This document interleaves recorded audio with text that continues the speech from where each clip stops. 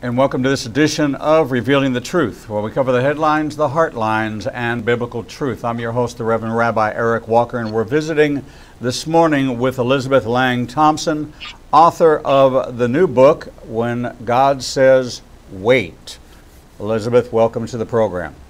Thank you so much for having me. I'm really honored to be here. Well, it's a delight to have you, and what a great concept to cover, since I would venture to say that waiting kind of equates to patience, and unfortunately, yes.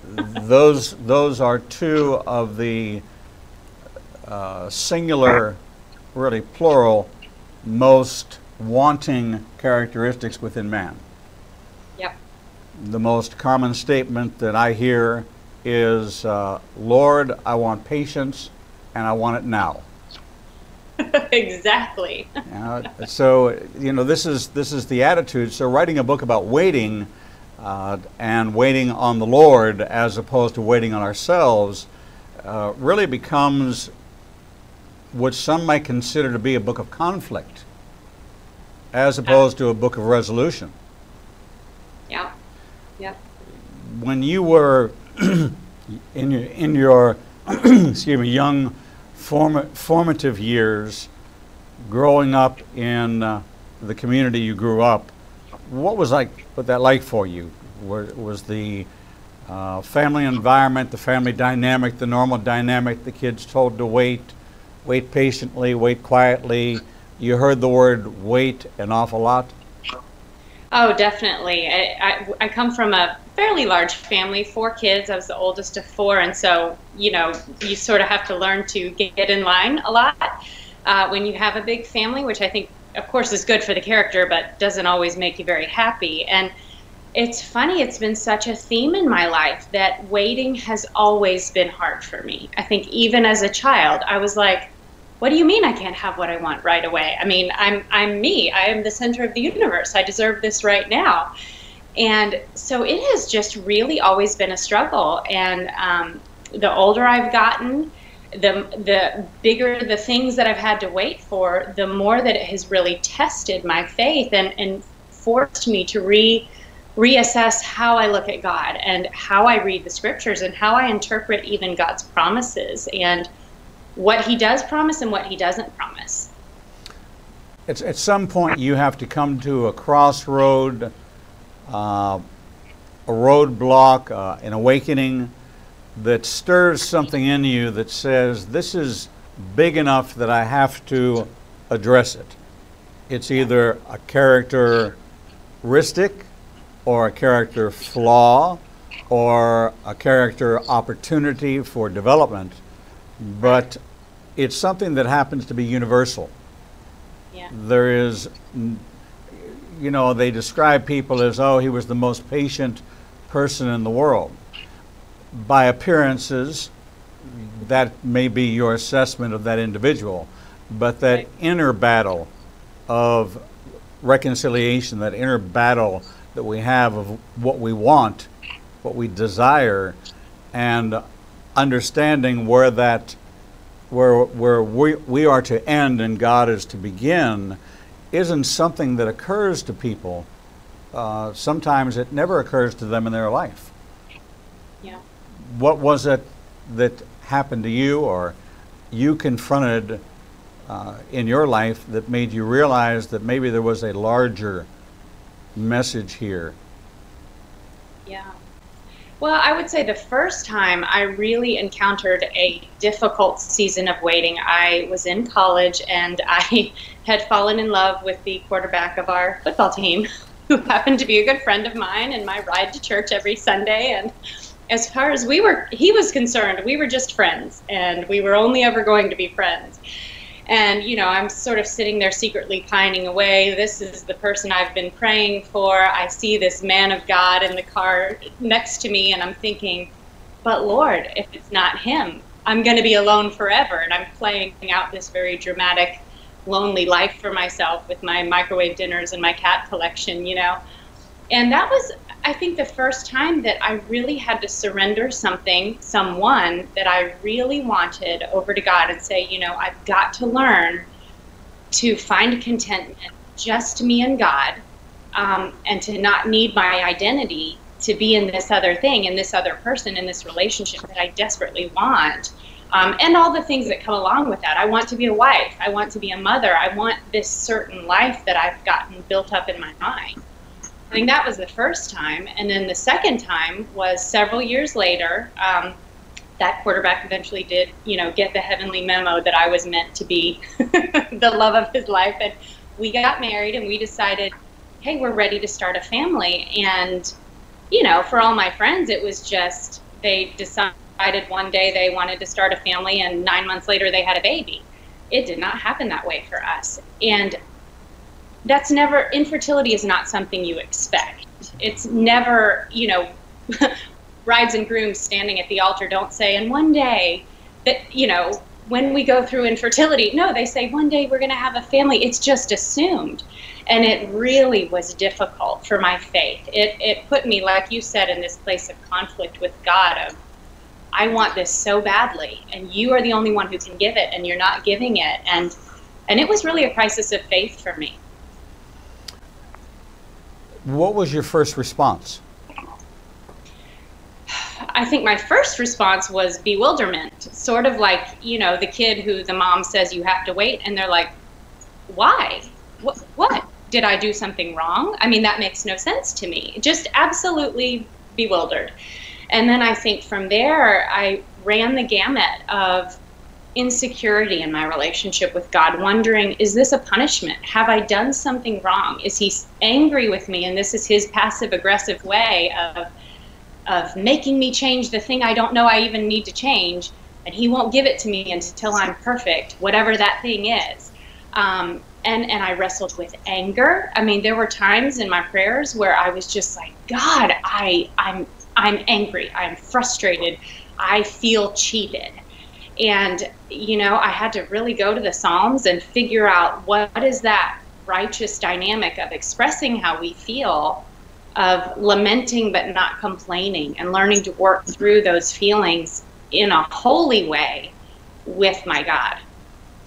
At any point did it occur to you, as it has to many, gee, that God of the Old Testament, he's the one that's putting me through all this. He was the one that made everybody wait. He was the one. And thank God that Jesus came, because I can now take much more comfort in that. And we put this dividing line between God, the Father, the Creator, and then the incarnate God, Jesus, as if they were two different hearts, as if they were two different approaches to how life was to be lived. And we find an appreciation for Jesus, and we relegate the God of the Old Testament to being the smiter, punisher, the one who took us to the wilderness, and we begin to see a divide in our understanding of the one God, as opposed to the natural inclination to be drawn to the sweet, comforting, giving you the desire of your heart, Messiah, that we kind of drift over one way or the other. Did you find yourself at that crossroads? I think I wrestled with all of that. I spent a lot of time in the scripture just diving in and trying to understand who God was. What exactly has he promised to his people as just a, I like to say, a money-back guarantee? What can we absolutely know that we are going to receive as children of God? And what things do we see in the scripture that are general truths that, hey, if you walk the righteous path, chances are God is going to allow you to experience this kind of blessing. I just really wrestled with that. Like, what's the difference in a promise, and what is a general truth, and what can I, as an individual human and not the nation of Israel, expect from God? I do think, like you said, we we can struggle with, okay, how did God relate to his people in the Old Testament when they were a nation, and he's functioning sort of in this role as king. And we do see themes of God withholding blessing from his people when they disobeyed. And we do see themes of punishment and delay that they brought on themselves. And so we have to wrestle with, okay, so where does that application fit into my life? Does it apply? And I really had to study those things and analyze, okay, but what does this mean for me? What does God feel about me? And I do think that Jesus helped, so many of his words helped me to interpret God better, helped me to see, oh, not a sparrow falls to the ground without his knowledge. Even the hairs on my head are numbered. That God doesn't just relate to us as his people en masse. He relates to us as individuals, and Jesus does show us that way. Now, as you're going through this challenging time, you have a husband who is right by your side doing the best he can to try to deal with infertility, the challenges that you're going through, the questioning that he independently is struggling with. Right. Was there an open dialogue, or was this something that, as many cases show us, the two of you were on independent paths of discontentment with God, wrestling with an idea but not finding the common ground together, but really searching for your own individual answers? Well, I think it was a little bit of both. We certainly walked the journey together. And, my poor husband, there were times I was so emotional, so up and down, so raw and vulnerable. There were times when he didn't know what to do with me, as I think many men, many husbands of wives going through infertility, they feel that way. And so he did the best that he could to relate, even though we were experiencing some of these feelings differently. And two, there, when you're going through infertility, there are just some practical things that women are going through in these doctor visits that the men are not a part of, and you're just going through this ordeal. So certainly there were some things that he wasn't able to share. But we both we tried to struggle through it together. I remember specifically one day we got down on our knees and we just prayed together, and I just sort of let loose. I was very upset. It was one of my kind of angry days where I was just sort of questioning God. Why is this happening? Why are you doing this? I remember at the end of the prayer, my husband kind of looking at me like, what did you just say? And sort of scooting away from me. I think he was worried that a little bolt of lightning might come take me out, because I had been so passionate. And I remember that as a moment in our marriage where he just didn't know what to do, didn't know what to say, but at least we were on our knees together. And sometimes I think when you're struggling, that's all you can do. Maybe you don't understand each other, but if you can get on your knees together, that's where you belong. Now, your husband's a pastor. Yes. And this struggle is going on within the four walls of your home. How transparent was it to the congregation? At first we sort of kept it to ourselves. I think initially you kind of don't know, is this a long-term thing? How long are we going to be dealing with this? And you're sort of in denial that this is really happening. But I pretty quickly realized, if I'm not open with people about this, I am going to be so isolated and miserable. And I just needed people to understand some of the things that might be triggering heartache for us. Oh, it was, I don't know if humorous is the right word, but at one point during this journey, 6 women in our relatively, small to mid-sized congregation, 6 women got pregnant, all due within 3 weeks of each other, having all boys. And the church is so excited. And I mean, I could hardly walk through the fellowship without, bumping into a pregnant belly and seeing all these happy, glowing pregnant women, comparing notes, preparing baby showers. And church was just, it was difficult for me during that time, feeling so alone, so left out of this joy. and struggling with those demons of jealousy, envy, you know, why her, not me, God, and wanting to be happy for other people, but feeling so sad for myself. So we did find that we just needed to let people know, hey, this is where we are, this is what we're going through, so that they could be sensitive and just kind of even just pray for us. I figured the more people praying for me, the better.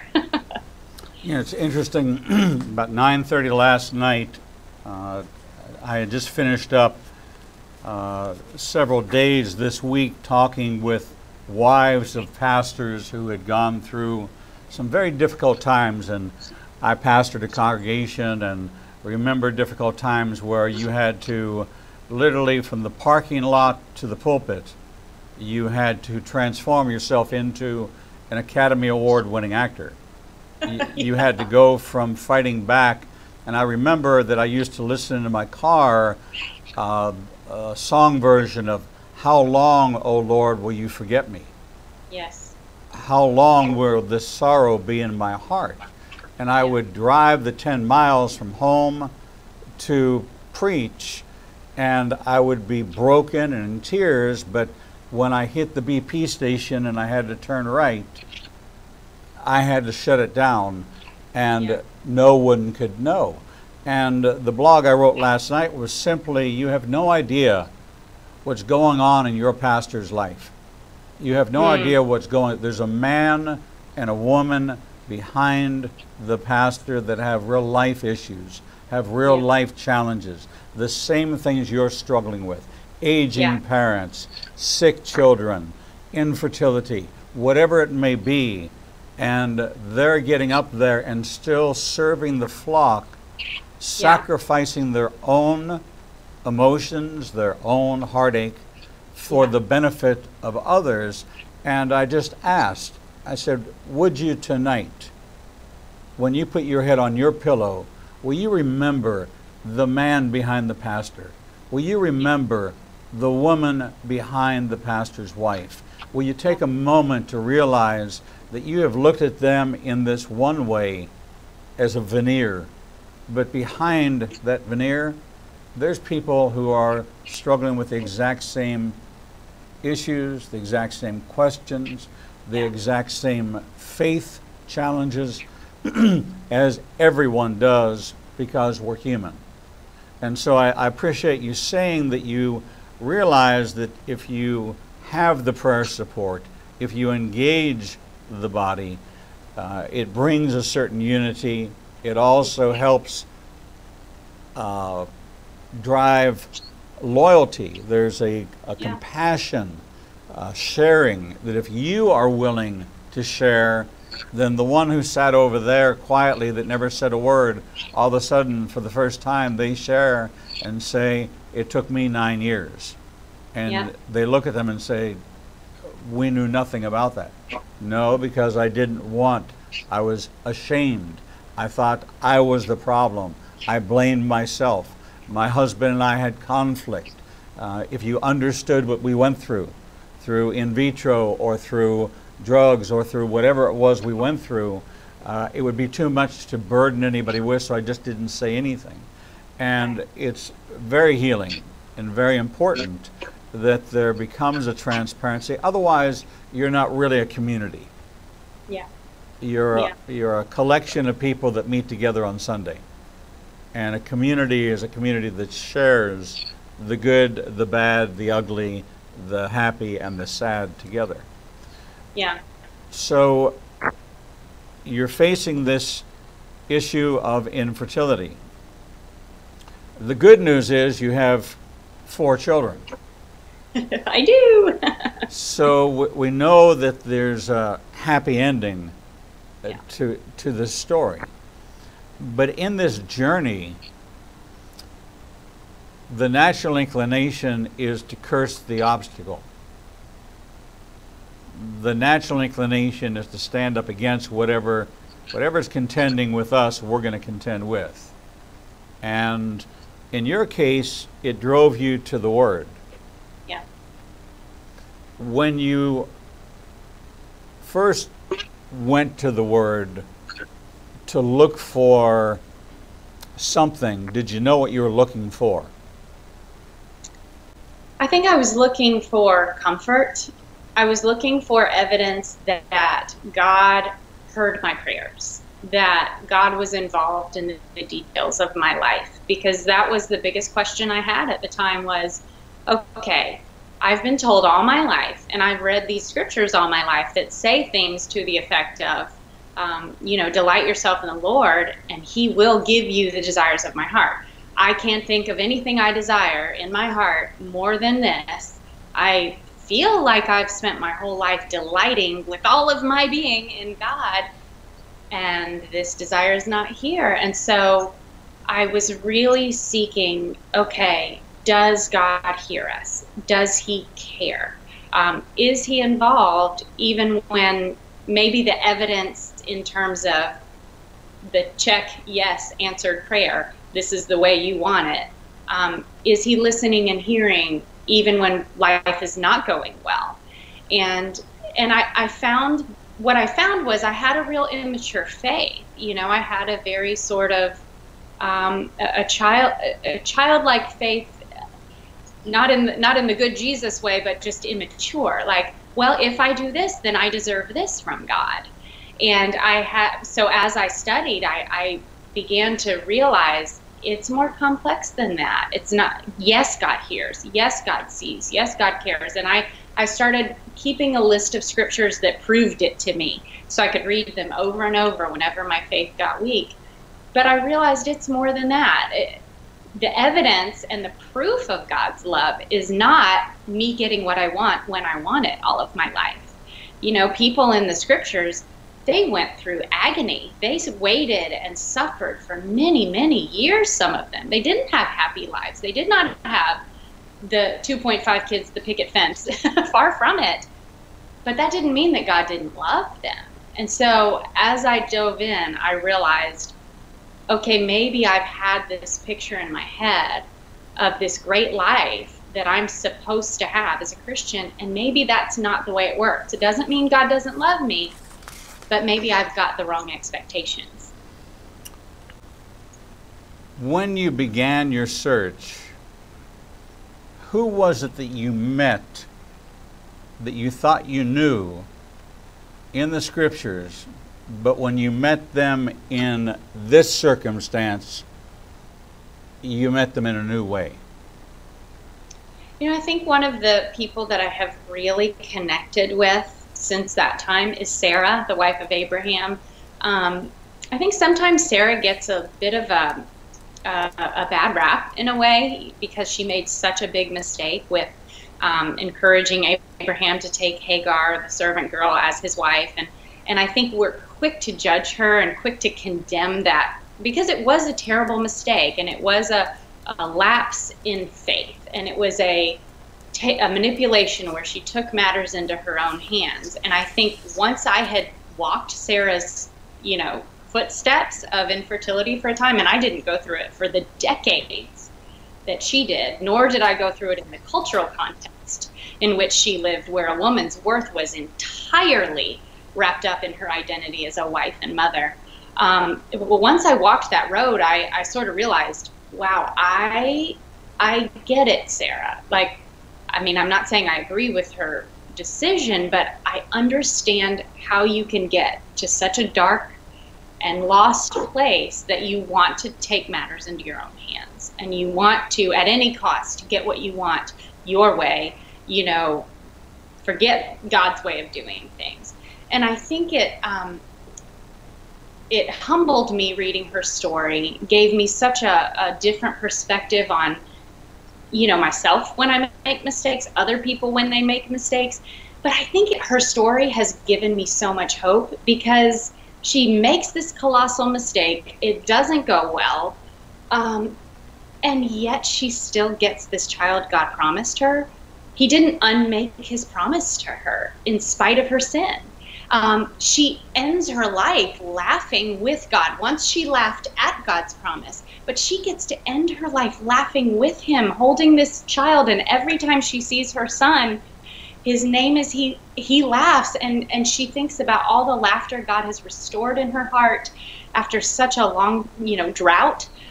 She thinks about that time when she laughed at God, and now she just shares this inside joke with God of, hey, God, look where you've brought me, the depths from which you have helped me to rise. And so Sarah is sort of my champion, a story of such loss and mistake and redemption.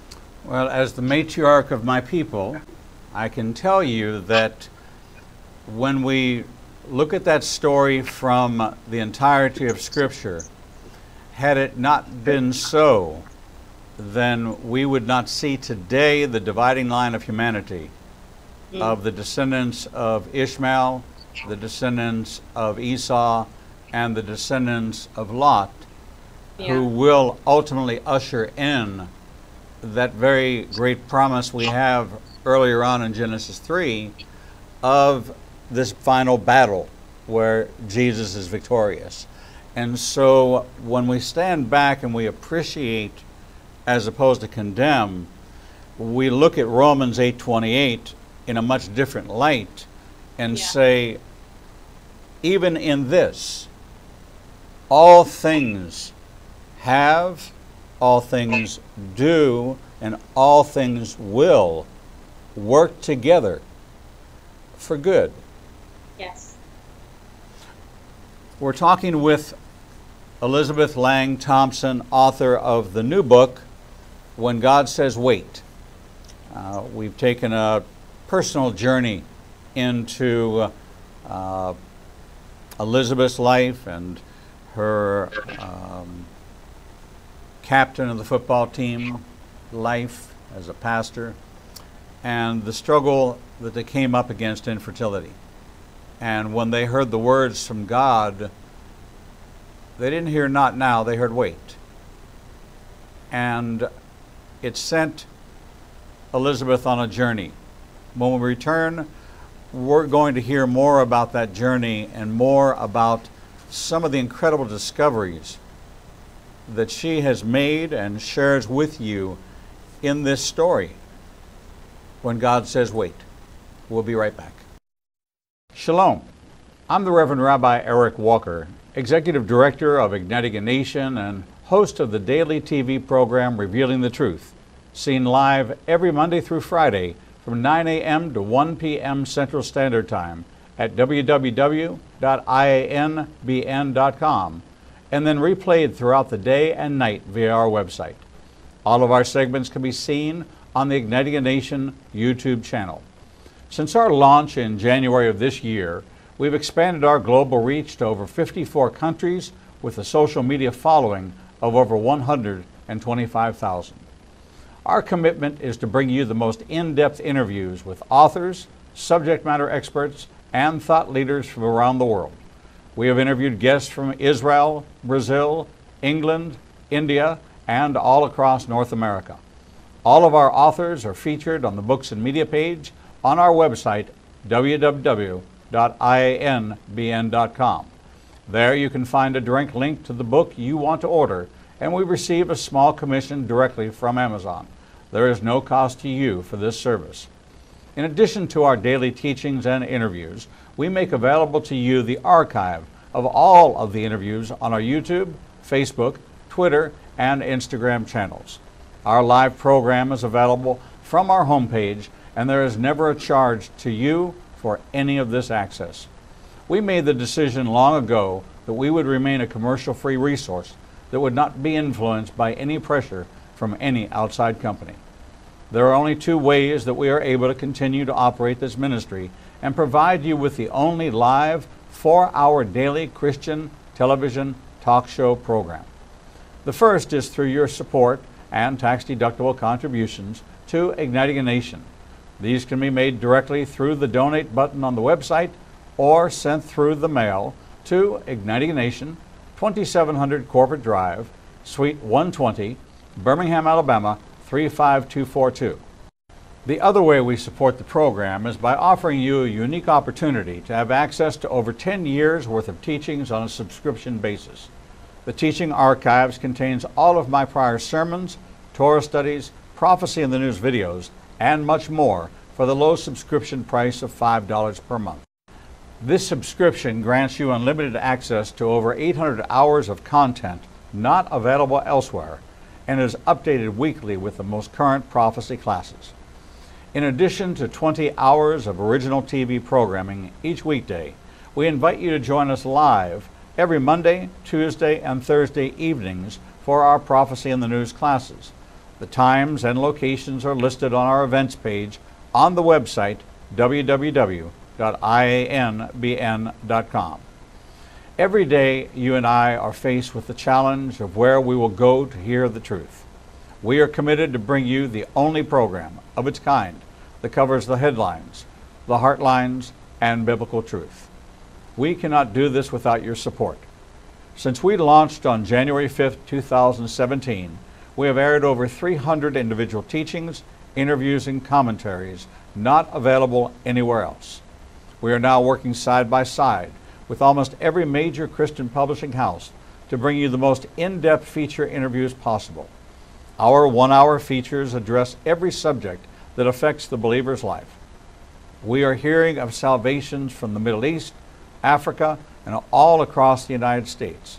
Lives are being changed every day, and we have only just begun.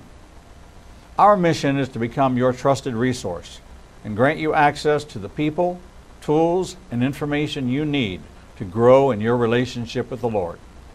You can help us by liking us on social media and through your financial support. We know you have many choices in who you support, but we are prayerfully asking you to consider helping us keep revealing the truth, true to our calling, to cover the headlines, the heartlines, and biblical truth like no other program available. Donate today and help us bring the message to the four corners of the earth. Visit www.ianbn.com and donate, buy a book, or subscribe to our teaching archives. Without you, we do not exist. Shalom and welcome back to this edition of Revealing the Truth, where we cover the headlines, the heartlines, and biblical truth. I'm your host, the Reverend Rabbi Eric Walker, and we're visiting with Elizabeth Lange Thompson, author of the new book, When God Says Wait. Elizabeth, welcome back to the program. Thank you. Good to be here. Elizabeth, you took us on a very personal journey, and I watched as you touched your eyes, recalling some of those feelings, some of those moments that we have to go back to in order to really connect with the experience that we went through. It's kind of a Pauline type of thing. It's forgetting what's behind, but yet we still have to remember that that was the journey that we've made it this far. We have that as our starting point in the weeping and in the uncertainty, only to find ourselves walking in the promise.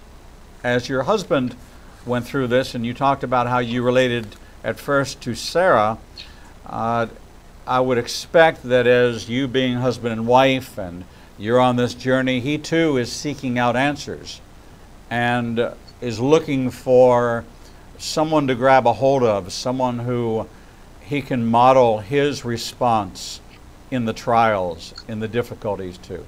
Who was it that he found comfort in the scriptures? My husband has always had this really strong connection with Joseph, beginning even in college.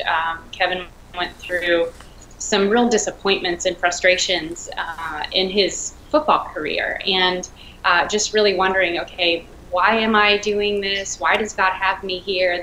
I had this picture in my head of how this was going to go. It's not going that way at all. And he really turned, beginning then, and really still turns even now, to Joseph as such an example of someone who remained faithful to God even when he did not see how his life could possibly pull out of this spiral that it seemed to be in. He was faithful, he was righteous, even in the face of great injustice, great heartache. And I think more than that, I think what Kevin has always found so inspiring about Joseph is the way that Joseph found great purpose even in less than ideal circumstances. He still served God. He didn't just, put his head in the sand and sit around feeling sorry for himself, saying, my life isn't going the way I want. I'm stuck here either as a slave or in prison, separated from my family. Joseph chose to make the best of where he was at any given moment. And God ended up, as we know, using that for great purposes. All of that was God's preparation. But Joseph had no idea at the time. No idea. As far as he knew, he was going to, rot in jail the rest of his life. And so Kevin has always found that story so inspiring of serving God, doing your best, finding purpose in times in between, and seeing what God has in store through all of that. The normal response for most people, most believers, is that when an obstacle comes in their way, blocking their path, they curse the obstacle. They question God. They rail against the obstacle. I can't believe this is happening to me. I never saw this coming. What have I done to deserve this? But yet, when we look throughout Scripture and through our natural lives, our blessing is always on the other side of the obstacle. Yeah. And if our attitude was, God puts the obstacles in our way for our strengthening, our resistance training. You go to the gym, you add weight, you add more so that you can build strength. You accomplish nothing by going to the gym and sitting on the couch. You have to be fully engaged with that which brings resistance. And so the life of Joseph, he continued to press through. The life of Sarah continued to press through. Even in the difficulties with Hagar, continued to press through in obedience to God, even though we look at how she treated her. This was also very prophetic for the division that was to come, that in the singularity of the story didn't make much sense, but in the larger picture makes all the sense in the world. When we were off camera, I asked you who else was a character both in the book and in the Bible that you related to, and you picked one who is the only one of all the names that you picked that there is a festival, a feast of God named for her, and that is Hanukkah, the Feast of Dedication. Hannah's name means dedication. And so when we look at Jesus being in Solomon's colonnade for the Feast of Dedication called Hanukkah, her name is Hannah. This is going all the way back to her barren condition and her pleading with God, and in this pleading says, I will dedicate this child to you. So you're looking at infertility, you're wondering what it's going to take, and you come across Hannah and you read her story, and I would imagine that you would be relating and taking every step with her as you're crying out the same words. All right, if these worked for her, then I'm going to say them the same way. I'm going to pray the way she prayed. I'm going to offer up in dedication the way she offered up. Did you find yourself kind of wearing Hannah's clothes? Certainly, and they sort of felt like big shoes to try to step into, because she's such a great example of courage in the face of persecution at home, sort of resilience. She kept showing up to these festivals year after year, to the sacrifice, even though I just can imagine that everything in her just wanted to stay home, wanted to stay away, wanted to protect herself from what she was going through, from what her rival wife was putting her through. But she kept showing up to the temple, kept showing up to the sacrifices, the festivals, kept showing up to her marriage, and kept showing up to prayer. And I think that was such a great lesson for me. It's funny because in times when I'm waiting, I can tend to feel distant from God, because you sort of find yourself in this place where you feel like you're rattling heaven's gates and no one's answering, and the door is not opening, and God can feel more like an adversary than a friend and a father and a helper. And Hannah was such an inspiration to me of, you keep praying even when God feels silent on the other end of your prayers. You keep going to him. You keep bringing your full emotions to him. He's not tired of hearing them. And, I don't know how any of our stories are going to end for whatever it is that we're waiting for. But Hannah shows us that God is hearing, and he does care, and he wants us to keep bringing those feelings to him. How far down the path did you have to go in your study of these women of the Bible, looking for words of comfort and encouragement until your answer came? Well, in a way, I think I'm still going down that path. I feel like my faith is always growing, and I'm always seeking comfort and wisdom and insight from these stories in the scripture. And I sort of found my set of scriptures that served as my spiritual life rafts for that season in my life. But, life has a way of putting you into a different challenge. Right after the one ends, it's sort of, well, now here's a new difficulty, here's a new challenge. And I found that once we were able to start a family, then we faced a lot of other things, career difficulties, delay after delay, and some things that we were pursuing in terms of my writing, and my husband trying to figure out, how did God want him to serve? Where did he want him to serve? And so I had to revisit those same stories, but with maybe a different perspective and a different questions. So, I feel like that's one of the things that I've come to appreciate about the Bible, is you just can never get to the bottom of its depths. There's always a new answer, a new truth, a new insight that maybe you couldn't see because you hadn't walked this particular road yet. You hadn't faced a struggle that led to this question. So I'm still seeking, still trying to grow. When you decided to write this book, and you've written books before, but you decided to write this one, who did you have in mind? I know the books that I've written, I know who my audience, who I was writing to.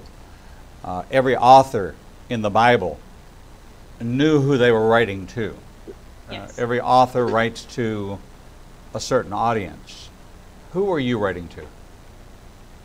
Well, I thought my book is targeted particularly at women, and I had several different women in mind. I was thinking of young women whose lives have not really begun yet, who those big life questions are still unanswered for them. Am I ever going to get to be a wife? And all that goes along with that. Will I ever get to have a home and build my own family? Here I am in college, or I'm a single woman, and this hasn't happened for me yet. What does that say about me and my walk with God? In a very real way, I wrote this book for my sister because she was going through a very painful season of infertility as I was writing. And so I was actually writing and sending her chapters and saying, read this, does this help you? Give me feedback, and does this comfort you in some way? And so writing for her and for other women going through infertility. And then I was thinking about other women who, more my age, mid-30s, mid-40s, who maybe some of their big life questions are still answered, have been answered, but they're facing other difficulties. Maybe they've had a lot of blessing in their life, but now they've got a child who's wandering.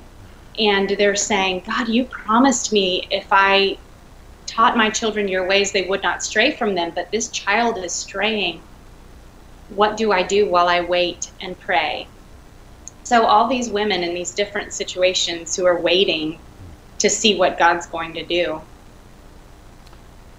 When I read through the materials, there was transparency, application, and there was also a certain anticipation that you found yourself in a place where you were beginning to believe that if it could happen to them, it could happen to you. And it seemed to be a turning point. Do you remember that turning point? Do you remember when you began to really, when it became a part of you, that you began to realize that God's promises are true, but they're not instantaneous? I can't think of a particular moment when, sort of, I would say there have been a lot of little aha moments along the way where I've been in the Bible and said, oh, I see this differently now. I see what you're doing. It's funny, several years ago, my oldest daughter, which it still thrills me to say those three beautiful words, I have a child. Oldest means I have more than one, and daughter is the gift God gave me. She was our Christmas Day miracle, born on Christmas night.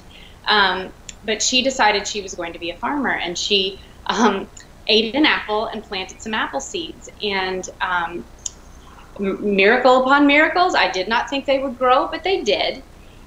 But then they went through this period where these green sprouts turned all brown, and they looked completely dead. And I thought, oh no, how am I going to tell this poor little farmer that, her trees died?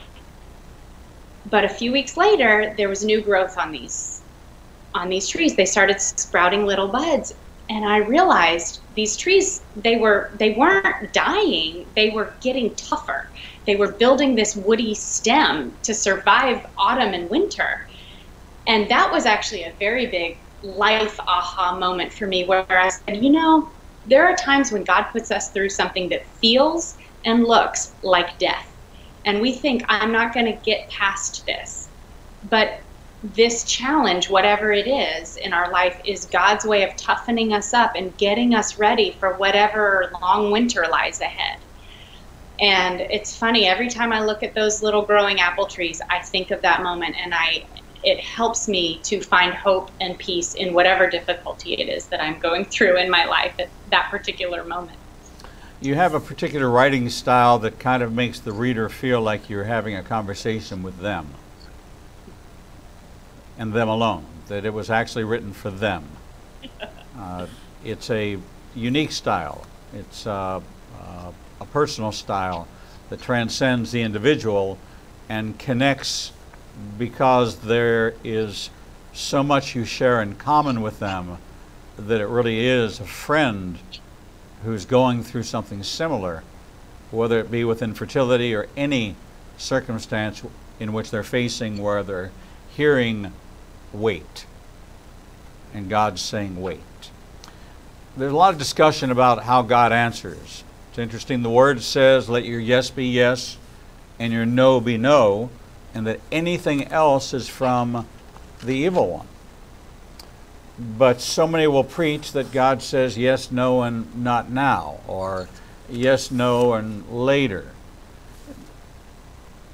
Are God's answers yes and no?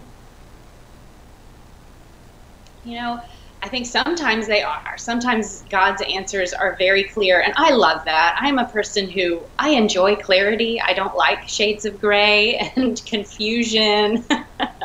I like, okay, just tell me no, God, so that I can move on with my life and maybe get a new dream. So I can stop wasting time on this thing that I think I'm waiting for. And I think God doesn't always work that way with us. Sometimes it's just silence, and we don't know if that silence is a no. We don't know if it's a wait. We don't know if it's a maybe. And that's something I've come to realize about God is, there is a give and take. There is a conversation and a relationship in our walk with Him where He wants to know what we want out of life. He wants to know how we would like to be used and where our passion lies. And we see this interaction several times in Scripture where people come back to God and they say, okay, can I speak with you about this, God? I mean, you've got this wonderful scene of Abraham negotiating with God for Sodom and talking God down. You know, we all know the story. Sodom, God could not find 10 righteous souls in Sodom, so he still ended up destroying the city. But there's such a powerful message there of relationship and of God saying, I hear you, and I'm willing to work with you here. And I do think there are times in our lives when maybe it's an open-ended conversation, and sort of like parents with children where we're saying, well, let's keep talking about it. I'm open to the idea. Let's sort of table it and keep discussing it. I think there are times in our walk with God where he's open to that conversation from us, and that's a different way of thinking for a lot of people. There's an old adage that says that if you got everything that you asked for, everything you prayed for, you might be living with a lot of regret. As we looked at the people that you looked at in the Bible, Sarah, Hannah, Joseph, when we expanded to Moses and to Abraham, God's answers in all cases was yes, but they were not ready to receive. They had to marinate. They had to be formed. They had to grow into it. And we get a great insight in what we refer to as the fruit of the Spirit. The definition of fruit is not a seed. The definition of fruit is not something that's unripe. The definition of fruit is something that's mature. And we're all given a mature gift, but we are not always mature to use the gift. And the gift becomes manifest when we have matured. It took God 40 years to get Moses out of Moses. It took from 17, when Joseph had his dream, to 37, when Joseph was put into a position where he was now capable, after a season of marination, to be able to offer an interpretation of a dream by honoring God first.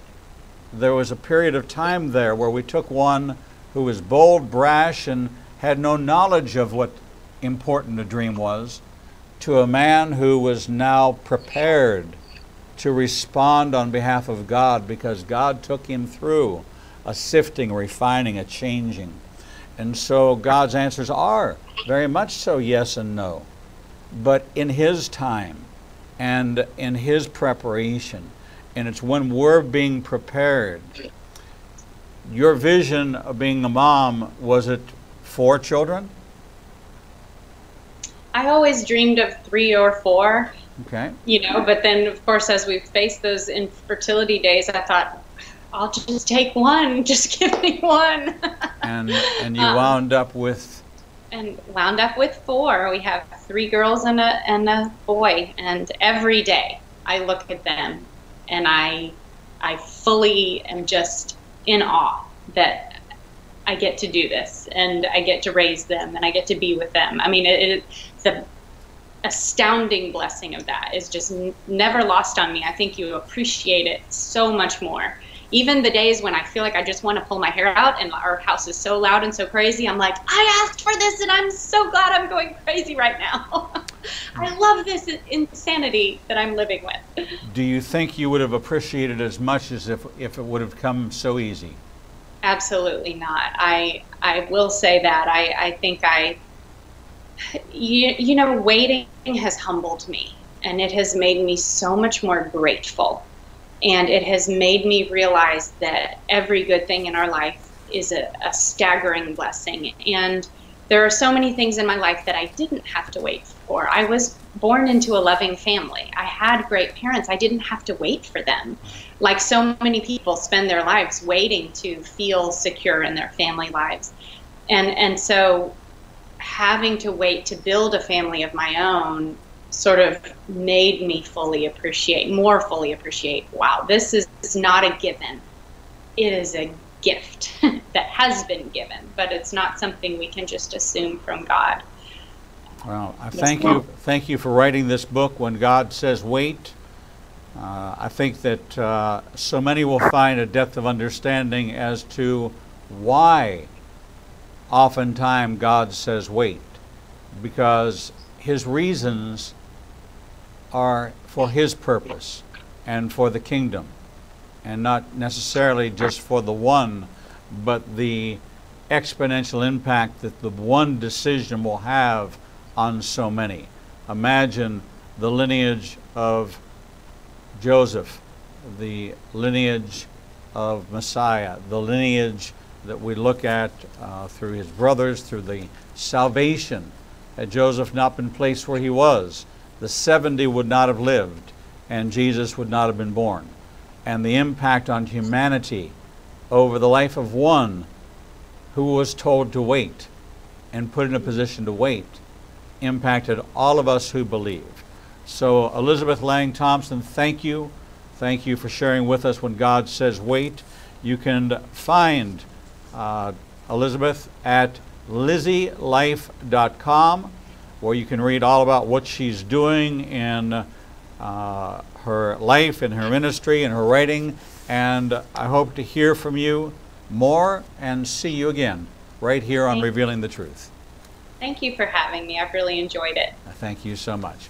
We're going to take a short break, and when we come back, we'll bring you the next edition of Revealing the Truth.